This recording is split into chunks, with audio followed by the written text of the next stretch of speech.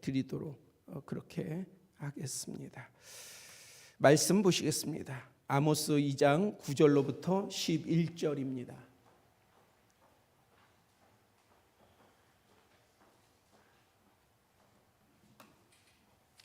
아모리가 아니라 아모스인데 2장 9절로부터 11절입니다.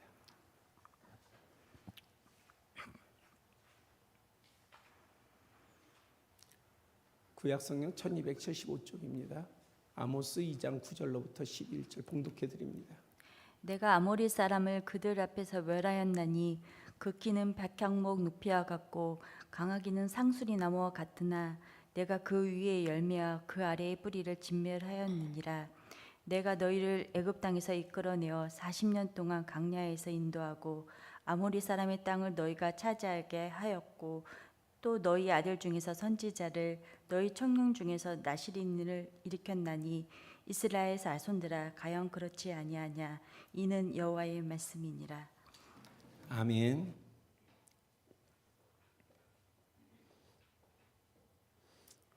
우리 재윤이 어머님이 제가 광고 시간에 소개를 못했는데 괜히 또 쑥스러울까봐 제가 소개를 안 하고 지나갔는데 그래도 소개를 또 드리는 게 좋을 것 같아서 주님의 이름으로 환영하고 또 이렇게 예배에 같이 참여해서 감사합니다. 재윤이랑 같이 옆에 있으니까 너무 보기가 좋습니다.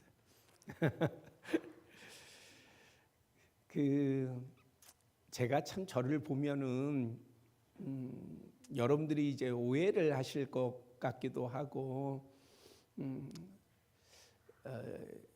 제가 대학교 때의 별명이 독사였어요. 너무 냉정하고 너무 정이 없고 그 다음에 가만히 있으면 화난 사람 같고 그렇다고 그래가지고 제가 별명이 독사였어요. 그런데 그러한 별명이 뒤따랐던 것이 제가 한 40대 중반까지가 그 별명이 따랐던 것 같아요. 그래서 상당히 날카롭고 또 날카로워야만 된다고 생각을 했어요. 그것이 제 자신을 지키는 것이고 또 하나님의 말씀을 칼같이 전하는 것이다라고 생각을 했기 때문에 그런 모습으로 살아갔습니다.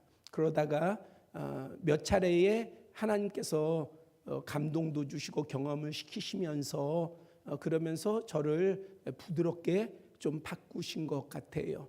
바꾸면서 그러면서 그 바꾸시는 것 중에 하나가 뭐냐면 이 말씀과 찬송을 드릴 때에 하나님께서는 항상 저를 되게 약하게 만드시는 것 같아요. 그래서 뭐 좋지 않은 부분들이 있다 할지라도 기도하면 하나님께서 저의 연약함을 보게 하시고 저의 부족함을 보게 하시고 못난 것을 보게 하시고 그래서 다른 사람들보다도 더 약한 거, 더 못난 거, 더 부족한 것을 알게 하심으로 겸손케 하시고 내 자신을 치게 만드시고 또 특히 찬송을 부를 때는 항상 큰 은혜가 있어요. 큰 은혜가 있다 보니까 찬송을 드릴 때에 깊은 감동이 있고 그 감동이 여러 가지의 사안들 상황과 이입될 때에 그 사안 때문이 아니라 주님의 은혜가 야 참 놀랍다, 참 감사하다, 그러한 것들이 실제적으로 이렇게 만져지는 듯하니까 그러니까 때로는 많이 울컥하기도 하고 눈물이 나기도 하고 그러합니다.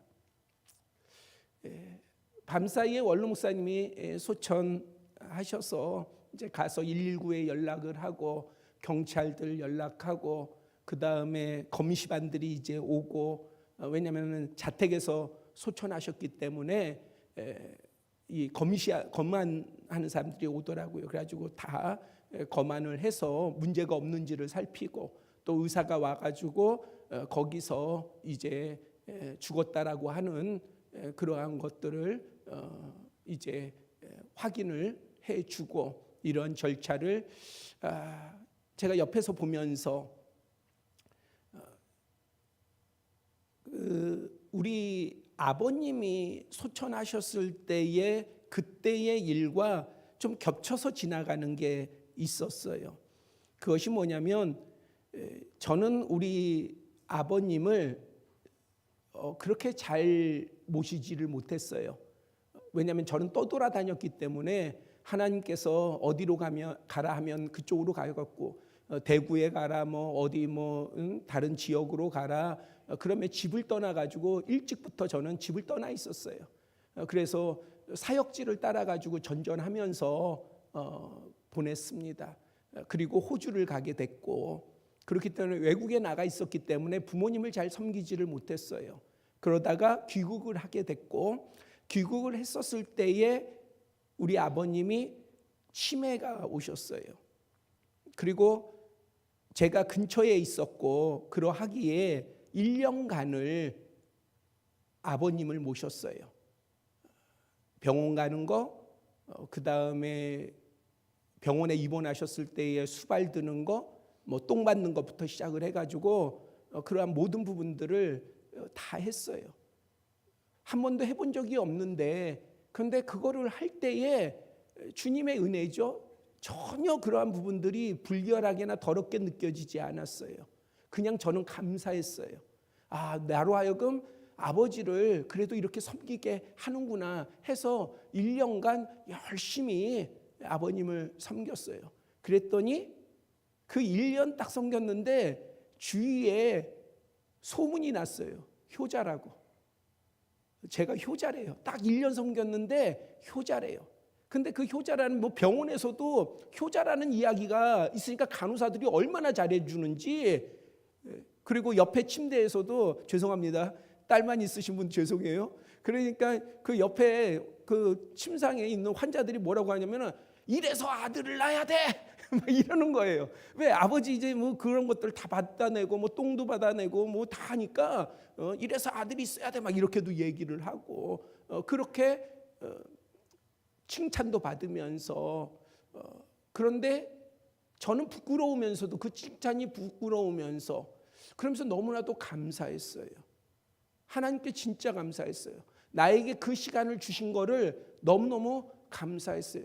내가 1년 뒤에 들어왔다면 내가 이렇게 섬기지 못했을 텐데 내가 들어와서도 멀리 살았다면 이렇게 섬기지 못할 텐데 마치 옆에 가까운 곳에 거하게 하시고 그러면서 그러한 1년의 마지막 시간을 제가 섬길 수 있도록 허락하신 것이 얼마나 감사한지 너무나도 참 복된 그러한 시간이었습니다. 원로 목사님도 한 1년여 넘게를 투병 생활을 하셨어요. 이전에도 아프셨지만은 그럴 때는 이제 간간히 우리 부부가 섬겼지만은 지난 한 1년간은 주기적으로 병원에 모시고 가고 그래서 그러한 부분들이 사실은 쉽지는 않았어요.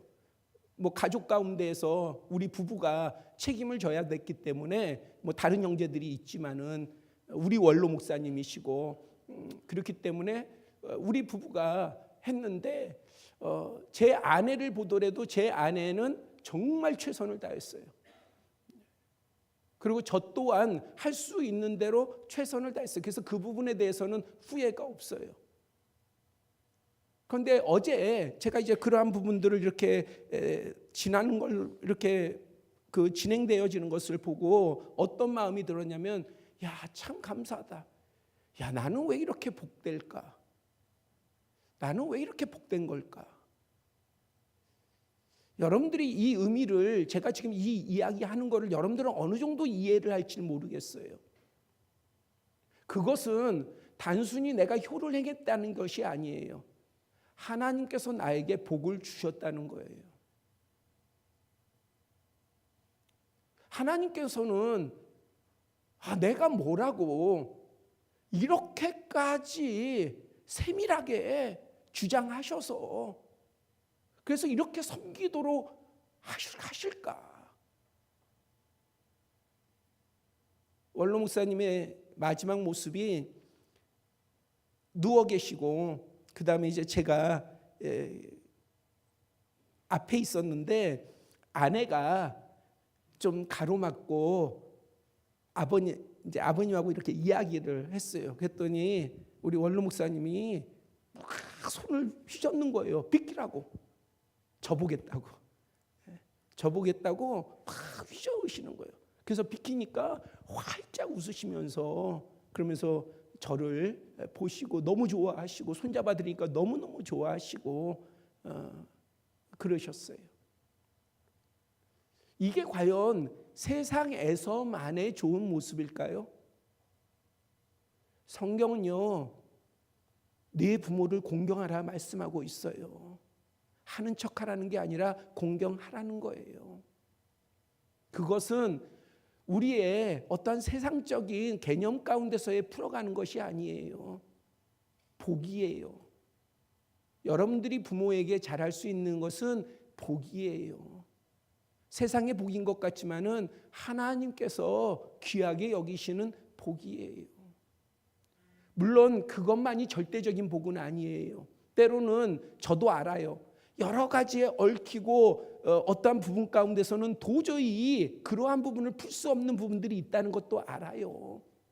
그러한 분들은 또 다른 부분들이 풀리겠죠. 다른 부분에 좋은 복을 하나님께서 예비해 주시겠죠. 그러나 제가 지금 말씀을 드리는 것은 분명하게 하나님께서 기억하시는 복이 우리의 부모를 공경할 수 있다는 거예요. 그래서 하실 수 있는 한 여러분들이 최선을 다하세요.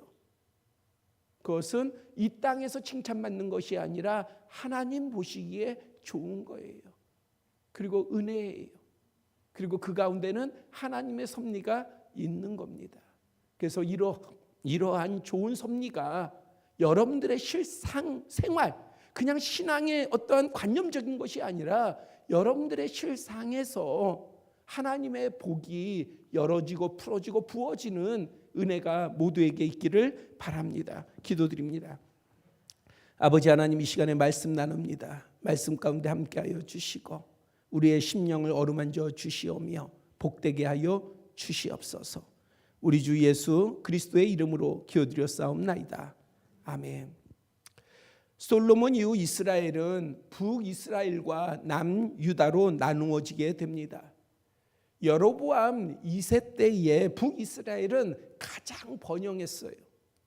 하지만 백성들은요, 불의하고 불법이 만연하였고 신앙적인 면에 있어서는 부패와 배교가 아주 심하였습니다. 그러니까 영적으로는 하나님이 보시기에는 좋지 않았다는 거예요.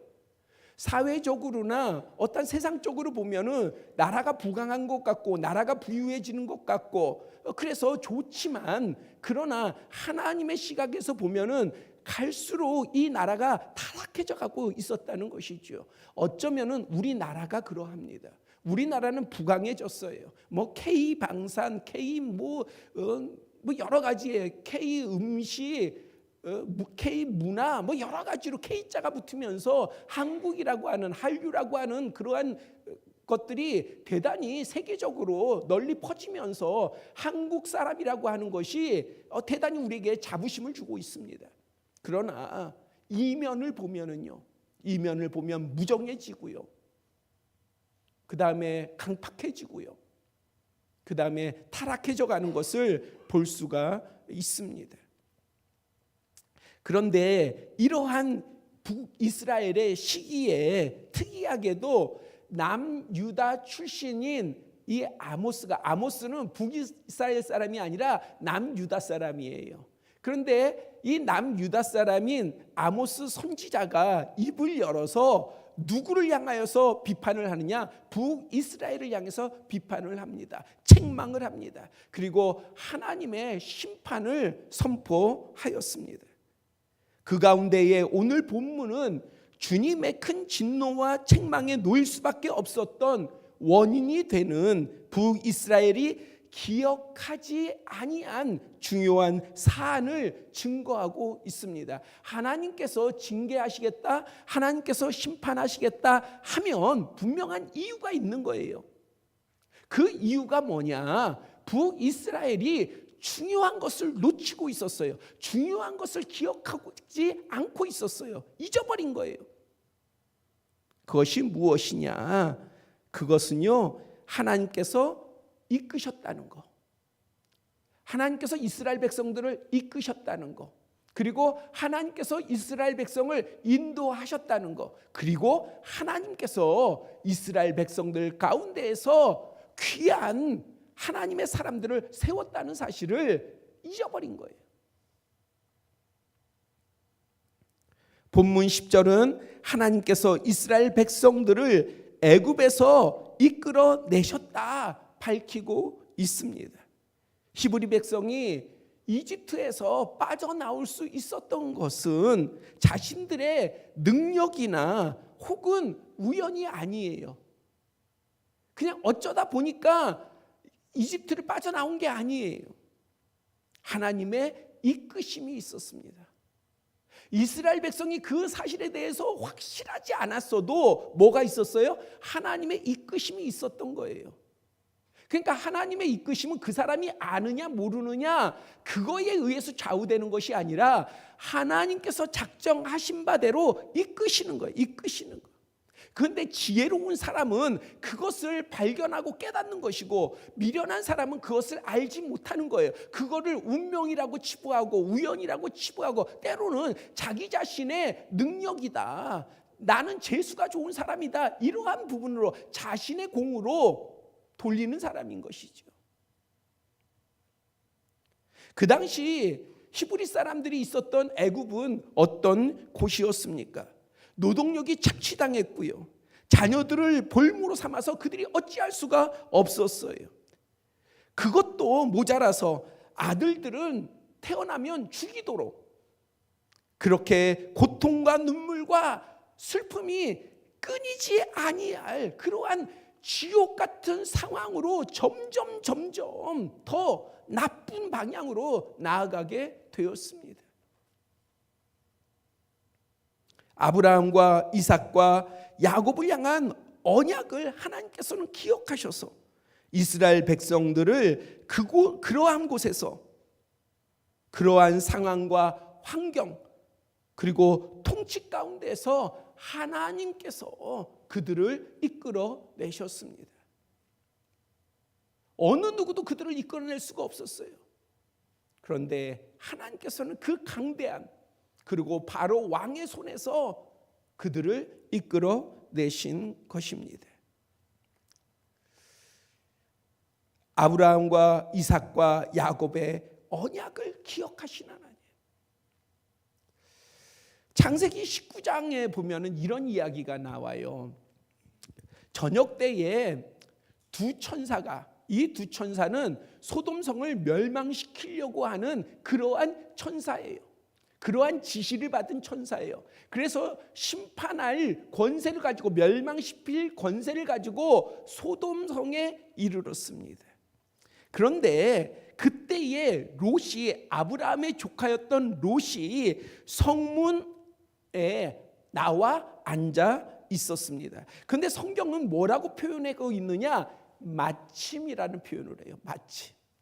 그러니까 천사가 올 때, 그때 마침, 하필이면, 만약에 나쁜 용어라면 하필이면이에요. 좋은 의미니까 마침이고, 근데 마침 롯이 성문에 나와 있었다는 거예요. 그리고 나서 천사를 보고요, 들어오는 천사를 보고 영접을 하게 됩니다. 자기의 집으로 모시게 됩니다.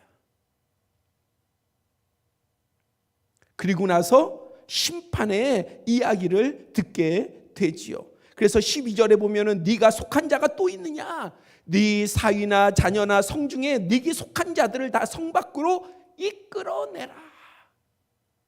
이것은 소돔성의 어느 사람들도 듣지 못한 소리예요. 그들은 멸망하는지도 몰라요. 그래서 오히려 천사들과 함께 그들은 즐기려고, 여기서의 상관하다라고 하는 말은 성적인 교제예요. 그러니까 그러한 대상으로 여기는 그러한 미련한 그러한 지경에 빠졌는데, 눈이 어두운 지경에 빠졌는데 롯만이 들을 수 있었어요. 뭘 들을 수 있었어요? 심판에 대해서요. 그러면서 기회를 얻었어요. 너에게 속한 소중한 사람들이 있느냐? 그러면 그들을 이끌어내라. 그러면 구원받을 것이다. 자, 롯이 그 이야기를 듣고요, 사위들에게 찾아갔어요. 이 사위는 아직 결혼을 안 했어요. 근데 딸들과 결혼할 사위예요. 문화를 얘기하면 시간이 걸리니까 결혼할 사위들이에요. 그들에게 갔어요. 그들에게 가서 심판이 있다, 멸망한다, 빨리 도망가자 라고 권했어요. 그랬더니 성경에 뭐라고 말하고 있냐면은 그 사위들이요, 농담으로 여겼더라. 오늘도 똑같지 않아요?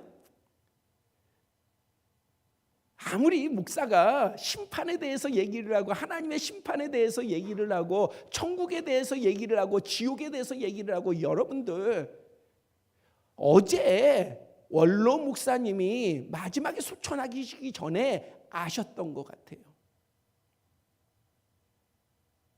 그래서 원로 목사님 사모님에게 나 천국 가고 싶어. 나 천국 가고 싶어. 그래서 마지막 원로 목사님과 그 부분을 놓고 기도를 하셨대요. 그러면서 고백을 하셨대요. 천국은 누가 그냥 만들어낸 걸까요? 만약에 천국이 없다면은 이 가운데서 어쩌면 제일 불쌍한 사람은 제가 아닐까요?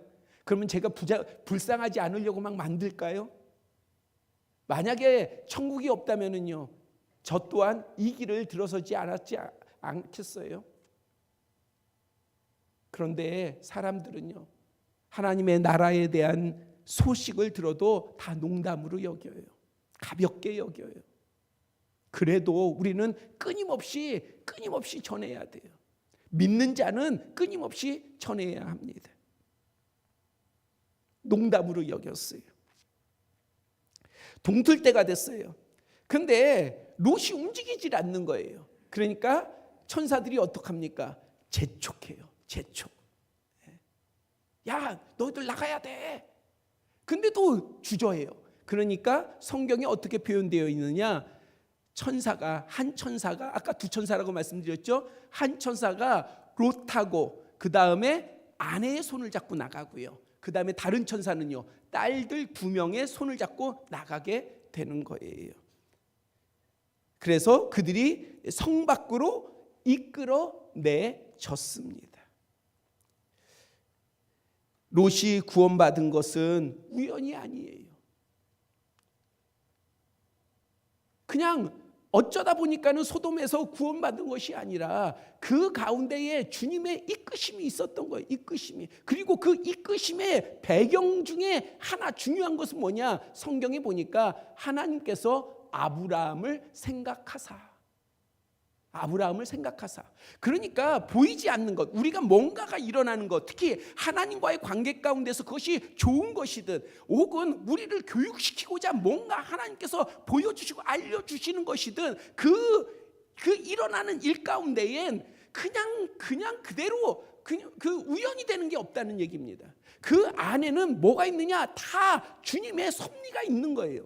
이 말은 무엇이냐? 우리가 사는 삶 가운데에 우리는 때로는 하나님을 잊어버리고 살고 하나님과 상관없이 살고 그냥 어쩔 때 필요할 때는 나와서 주님을 찾고 믿는 것 같지만은 또 일반적으로 사회에 나가면은 밖으로 나가면은 우리는 전혀 주님과는 상관없이 살아가지만 우리가 설사 그렇게 산다 할지라도 주님께서는요, 결코 우리를 떠나지 아니하시고 우리 가운데에 계속 선한 섭리를 하시는 거예요.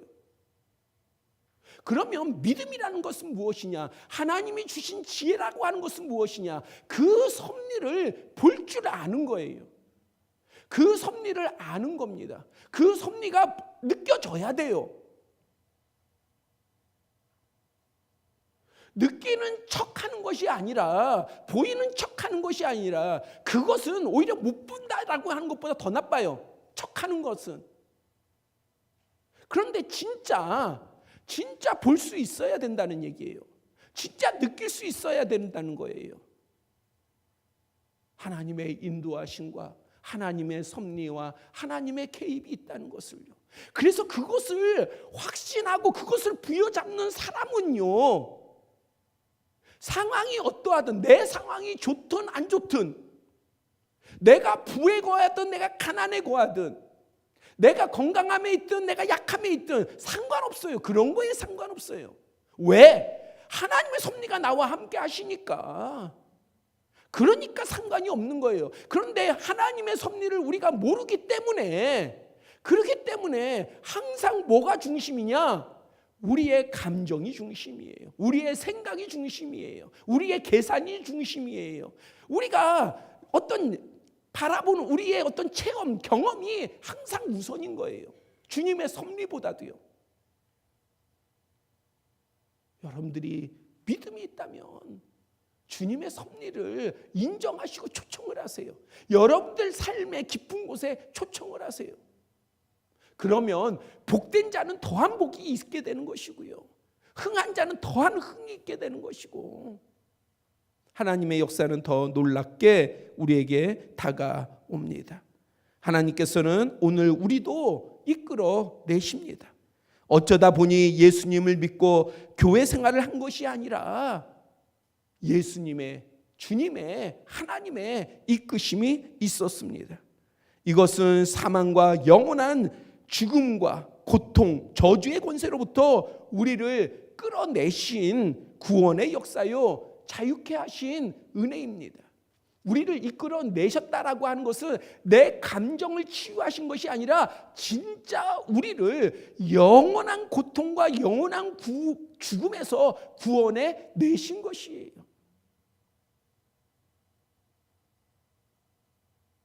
죽은 이에게는요, 이거는 너무너무 중요한 것입니다. 여러분들은 호흡을 하고 살아있으니까 아직 기회가 있는 것 같으니까 여러분들은 이것이 안 와닿지만, 그러나 죽은 자는요, 돌이킬 수가 없어요. 사망한 사람은 돌이킬 수가 없어요. 다시는 기회가 없어요. 그렇기 때문에 이것은 너무너무 중요한 부분입니다. 이것을 중요하다고 알 수 있는 것은 우리가 그냥 들어서 알고 그냥 우리가 배워서 그냥 지식으로 아는 것이 아니라 주님의 섭리가 내 안에, 내 앞에 나와 함께 하면 이러한 모든 것들은 너무나도 분명한 거예요. 그래서 두려운 것이고요, 우리는 겸손할 수밖에 없는 것이고요, 이것을 놓칠 수가 없는 것입니다. 주님의 섭리를 기억하는 사람은 복이 있고 권세가 있습니다. 왜냐하면 이러한 믿음의 사람에게는 주님께서 그분의 성실하심과 진실하심으로 역사하시며 복을 베풀어 주시는 까닭입니다. 우리를 죄와 사망의 올무에서 건지시고 저주의 멍에에서 벗어나도록 이끄십니다. 그러한 주님을 찬양하시고 그 이끄시는 손을 놓치지 마시기를 축복합니다. 본문 10절에 또한 하나님께서는 이스라엘 백성을 40년 동안 광야에서 인도하셨다 기록하고 있어요.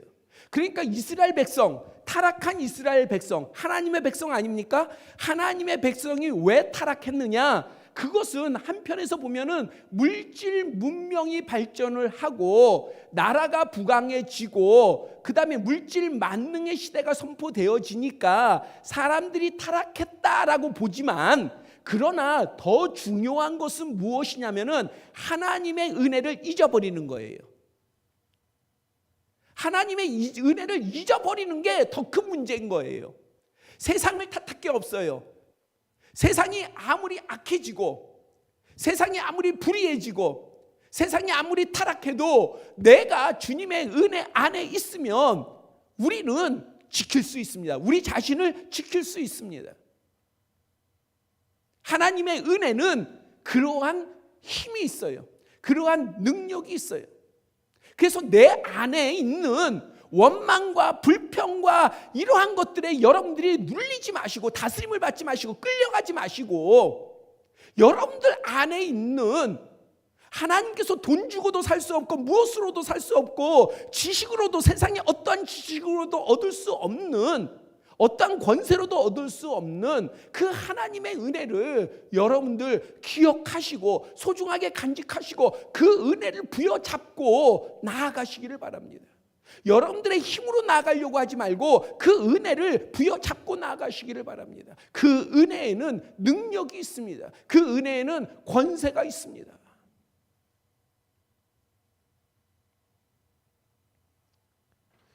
룻기를 보면은요, 남편을 일찍이 잃었어요.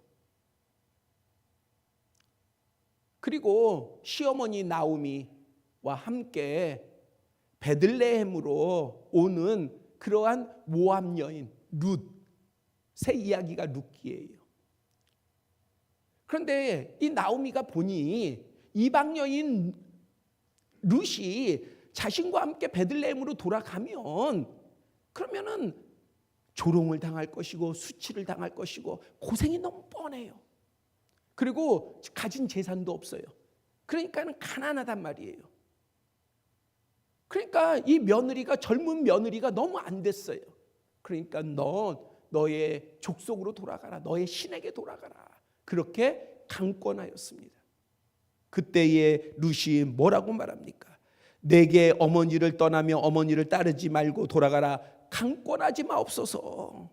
어머니께서 가시는 곳에 나도 가고 어머니께서 머무시는 곳에서 나도 머물겠나이다. 어머니의 백성이 나의 백성이 되고 어머니의 하나님이 나의 하나님이 될 것입니다. 그리고 따랐어요. 자, 베들레헴에 도착했어요. 하나님을 믿고 따른 거 아니겠습니까? 믿음의 어머니를 믿고 따라온 거 아니에요? 그러면 좋은 길이 열려야죠. 아니요. 현실은 예상한 바와 다를 바가 없었어요. 나오미가 뭐라고 합니까? 나오미라고 하는 이름은 기쁨이에요. 그런데 동네에 도달해가지고 마을 사람들이 야, 저 나오미가 아니야, 나오미가 아니야 하면서 아는 척하니까 나오미가 그들에게 뭐라고 합니까? 나를 나오미라고 하지 마라, 마라라고 해라. 마라라고 하는 것은 괴로움이에요. 괴로움. 야, 나를 기쁨이라고 하지 마, 나 괴로움이라고 해. 나 괴로운 자야. 그러니 그 괴로운 시어머니, 홀로 된 시어머니의 과부된 이 룻 얼마나 불행하겠어요. 더군다나 본인은 이방 여인이잖아요. 멸시받는 이방 여인이잖아요. 그런데도 이 룻이요, 자기의 현숙함을 지키면서, 그러면서 이 나오미 시어머니를 공경하기 위해서 밭에 나갑니다. 논에 나갑니다. 그래서 벼이삭을 줍기 위해서. 성경에는 자세히 나오지 않지만요, 벼를 다 추수를 해 나가면 그러면은 과부하고 고아들이 당시 삶에서는, 지금이야 뭐 상관없지만 지금은 싱글들이 얼마나 잘 삽니까? 그러나 그 시대는 그렇지 않았단 말이에요. 그러니까 이 여인들이 살아갈 길은 뭐냐면은 그 추수를 해 나가면은 일부러 떨어진 것은 주워가지 않아요. 그러면 누가 줍느냐? 과부들과 그 다음에 고아들이 주어요. 그거를. 그래가지고 살아가는 거예요. 그런데 이 앞에 떨어질 때 이 앞에 선 사람들이 누구겠어요? 유대인 과부들이에요. 유대인 과부들. 룻은 거기에 끼지 못해요. 거기에 끼려면은 그 사람들의 미혹이나 유혹 가운데에 타협을 해야 돼요. 그런데 룻은 어떻게 했어요? 자기의 현숙함을 지켰어요. 아니, 이방인 주제에 그런데도 현숙함을 지켰어요. 그런데 성경에 보니까요, 이렇게 표현이 되어 있습니다. 룻기 2장 3절에 보면은요, 우연히 엘리멜렉의 친조 보아스에게 속한 밭에 이르렀더라. 우연히 이르렀다. 그런데 우연히 이르렀어요. 그러면서 이어진 4절에는요, 어떤 표현이냐면은 마침 보아스가, 아까 우리가 마침이라는 단어를 봤잖아요. 마침 롯이 성문에 있어가지고 천사를 만나서 영접한 거 아니겠어요? 그런데 여기서도요, 마침 보아스가 그 시간에, 어떤 시간이에요? 롯이 우연히 보아스의 밭에 이르렀을 때에 마침 보아스가 그곳에 도착을 한 거예요. 자, 우리의 삶의 표현은요, 마침이요 우연입니다. 그러나 믿음의 눈으로 보면은요, 이것은 우연이도 아니고 마침도 아니에요. 뭐가 있는 겁니까? 하나님의 섭리가 있는 거예요. 여러분들, 우리의 믿음이 이 부분까지를 볼 수 있는 믿음이 있어야 된다고요. 믿음은 로또 복권의 당첨의 믿음이 아니에요. 우리가 로또에 투자하는 것 같은 믿음을 가지면 안 돼요. 하나님의 섭리는 내 일상에 있는 것이지 내가 바라는 결과에 있는 게 아니에요. 우리가 상 받는 것은, 하나님으로부터 칭찬받는 것은, 하나님께서 우리를 귀하게 여기시는 것은 우리가 수단과 방법을 가리지 아니하고 무엇을 해서 결과를 창출한 것, 그것을 보시고 하나님께서는 판단하시는 것이 아니라, 하나님께서는요, 우리의 일상에서 내가 어떻게 하나님과 주님과 교제하면서 친밀하면서 동행하면서 즐거워하면서 기뻐하면서 주님과 어떻게 내가 함께 가고 있느냐, 이거를 귀하게 여기시는 것을 믿으시기를 바랍니다. 그 안에 하나님의 섭리가 있는 것이고, 하나님의 이끄심이 있는 것이고, 하나님의 인도하심이 있는 거예요. 그거를 봐야 된다는 얘기예요. 여러분들 어떤 문제 가운데 여러분들이 해 나가시고 그것을 향해 가시죠. 힘드시죠. 믿음의 사람들 보세요. 안 힘든 사람 없어요. 그러나 하나님께서는요, 그 힘든 과정, 그 힘든 여정 가운데에 이겨나갈 때에 하나님께서는 그것을 기억하시는 거예요. 나는 잊어버려도 하나님은 잊어버리지 아니하시고 그것을 다 기억하셔요. 그래서 가장 좋은 시간에,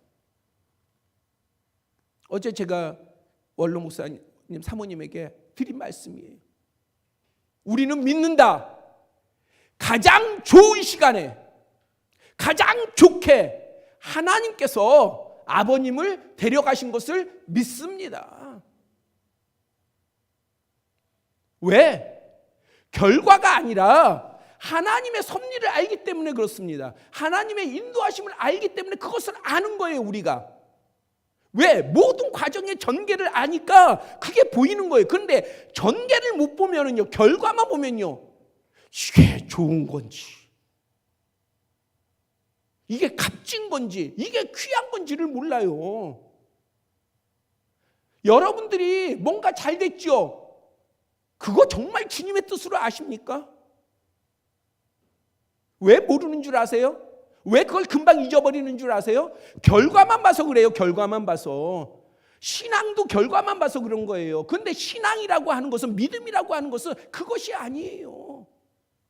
우리의 삶 가운데의 주님의 역사예요. 주님의 섭리예요.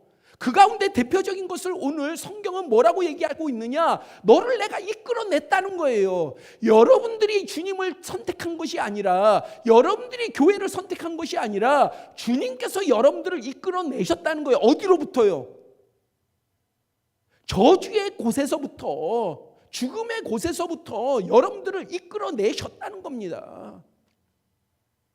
그리고 그 다음에 책임지시고 여러분들을 인도하신다는 거예요. 여러분들 인도하신다는 거.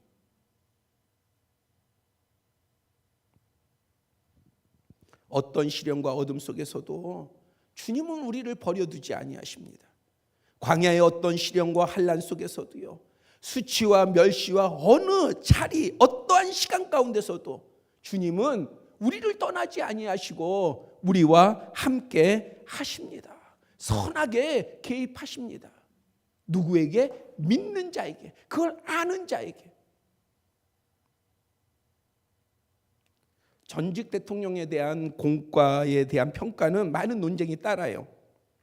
저는 그런 관점에서가 아닌 오늘 설교와 연관이 있기 때문에 이명박 전 대통령에 관련한 한 사건을 마지막으로 나누려고 합니다.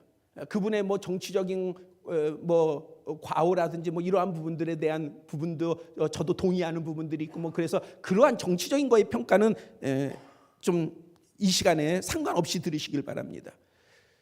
5일머니 부국인 UAE 아랍에미리트 대통령이 지난주에 1박 2일로 한국을 방문을 했는데 대단히 짧은 일정이잖아요. 뭐 호텔 하루 뭐 거의 저기가 뭐 어마어마한 돈이더라고요. 아무튼 그런데 그 짧은 시간 가운데 이명박 전 대통령의 사저를 방문을 했습니다. 그러면서 우정을 과시했어요.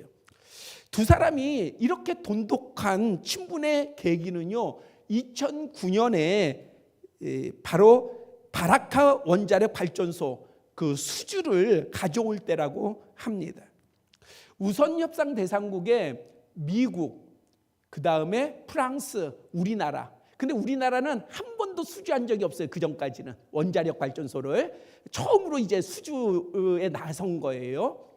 이러한 그 세 개 국가가 우선 협상 대상국이 됐는데 프랑스는요, 대통령이 이 아랍에미리트를 여러 번 방문을 해가지고 정성을 쏟아가지고 이 프랑스로 결정이 된 거예요. 프랑스로 결정이 됐는데 그래서 이 우리나라 관련 장관한테 연락이 온 거예요. 프랑스로 결정됐으니까 너희는 기대하지 마라. 그렇게 연락이 왔어요. 그러니까 이 장관이 대통령에게 보고를 했어요. 아, 이제 이렇게 됐습니다. 라고 보고를 했어요. 그랬더니 이명박 대통령이 당시 그 아랍에미리트 그 주무장관이 바로 지금 대통령이에요. 그 사람한테 연락을 해라. 내가 전화를 하겠다. 그래가지고 이명박 대통령이 전화를 했어요. 그랬더니 지금은 곤란하다, 회의 중이다, 다음에 전화해라. 그러면 언제 전화하면 뭐 오후 5, 예를 드는 거예요. 오후 5시에 전화해라. 그러면 이명박 대통령이 또 전화를 한 거예요. 5시에 맞춰가지고. 그러니까는 밤이고 새벽이고 낮이고 계속 전화를 한 거예요. 그런데 하루, 이틀, 3일 다 패싱해버리는 거예요. 그러니까 참모들이요, 자존심이 상해가지고 각하 이제 전화하지 마십시오. 뭐 또 전화를 합니까? 전화하지 마십시오. 그래가지고 만류를 했대요. 그랬더니 이명박 전 대통령이 그런 얘기를 했답니다. 야, 미국을 봐라, 프랑스를 봐라. 우리나라보다 강대국인데 그런 나라에 지는 게 당연하지 않냐. 그러면 우리는 이런 노력이라도 해야지. 이게 뭐가 창피한 일이냐. 그러면서 계속 전화를 했대요. 그랬더니 이제 받지 못해서 전화를 받은 거죠.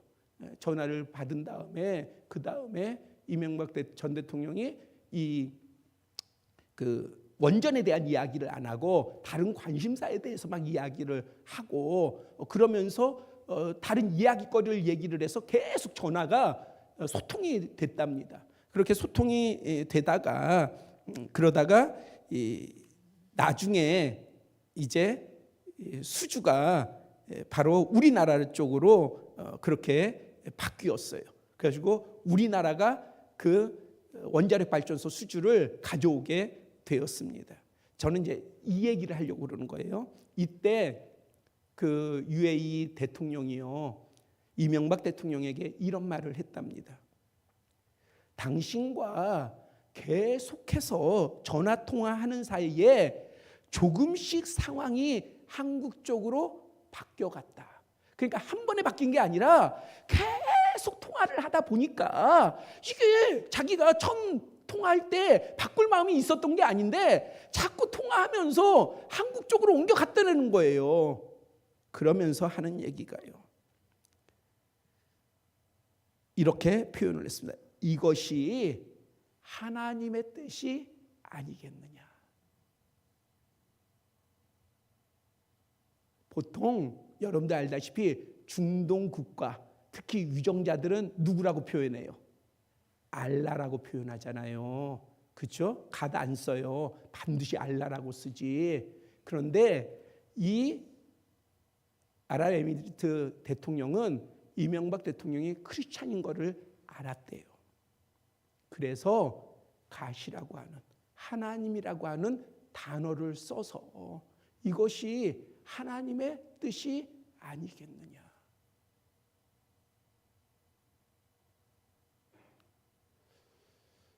우리가요, 저는 여기에 여러분들, 우리 뭐 그런 큰 일이 아니어도 우리의 삶에 여러분들의 이 부분에 깨닫는 지혜가 있기를 원합니다. 요셉이요? 갑자기 이집트의 총리가 됐습니까? 아니에요. 노예가 됐죠. 감옥에 갇힌 죄수가 됐죠. 그런데 뭐가 있었어요? 하나님의 섭리가 있었어요. 그런데 그것을 성경은 뭐라고 얘기하는 줄 아십니까? 형통이라고 얘기해요. 그러니까 성경의 형통은요, 여러분들 내가 아무 수고 안 하고 아무것도 안 하는데 나한테 금이 막 뚝 떨어지고 보화가 뚝 떨어지는 것이 형통이 아니라 뭐예요? 내가 뜻을 가지고 나아갈 때에, 혹은 내가 어떠한 싸움, 어떠한 저주와의 싸움, 어떠한 악한 것과의 싸움, 아니면 어떠한 상황과 환경 가운데의 싸움을, 이렇게 싸움을 내가 해 나가는 거예요. 내가 해 나가는 거예요. 굴복하지 않는 거예요. 끝까지 굴복하지 않는 거예요. 이 끝까지 굴복하지 않을 수 있는 것은 내 의지가 아니라 주님께서 나와 함께 하신다라고 하는 그 사실입니다. 그래서 그것을 부여잡고 나아가시면 누가 형통한 자냐? 그러한 우리가 형통한 자고, 그 다음에 이러한 형통은 우리가 전혀 예상하지 못한, 우리가 꿈꾸지 못한 그러한 하나님의 복을, 하나님이 주시는 결과를 우리가 얻게 됩니다. 하나님이 이끄신 거, 하나님이 인도하시는 거 믿지 않는 거, 그거 보잘것없는 거 아니에요. 그거 대단히 위험한 거예요. 우리 신앙에 있어서 대단히 미련한 겁니다. 여기에 모이신 분들은 어떠한, 여러분들이 인정하든 인정하지 않든 하나님의 이끄심이 있으셨어요. 그리고 여러분들이 이 자리에 있는 그 시간이라고 하는 것은 하나님의 인도하심이 있는 것입니다. 이끄심과 인도하심을 부여잡고 우리 한 주간의 삶도 여러분들이 믿음으로 나아갈 때에 하나님께서는 하나님의 성실하심으로 우리를 위하여서 일하실 줄 믿습니다. 기도드리겠습니다. 아버지 하나님, 우리의 심령을 어루만져 주시고 우리의 마음을 붙잡아 주시사 하나님의 이끄심을 보게 하시고 인도하심을 보게 하시며 하나님과 동행하게 하여 주시사 하나님의 은혜를 깨닫고 기억하며 그 은혜를 붙잡고 나아가게 하여 주시옵소서. 그러할 때에 우리가 승리하며 또한 하나님의 예비하신 그러한 모든 것들이 우리에게 주어질 줄 믿사오니 그것을 누리는 자요, 그것을 고백하는 자요, 찬송하는 자가 되게 하여 주시옵소서. 우리 주 예수 그리스도의 이름으로 기도드렸사옵나이다. 아멘.